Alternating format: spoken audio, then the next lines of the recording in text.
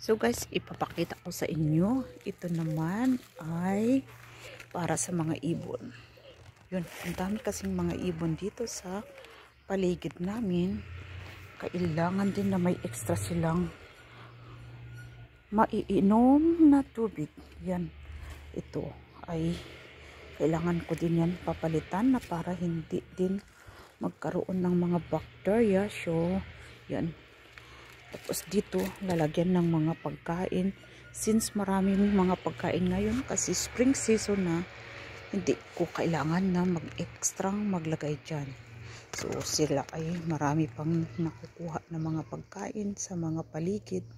Kasi yun, may mga ano na, may mga bulaklak na. At saka doon naman sila nangunguha sa mga garden ng mga worms. So, yan. Ito yun.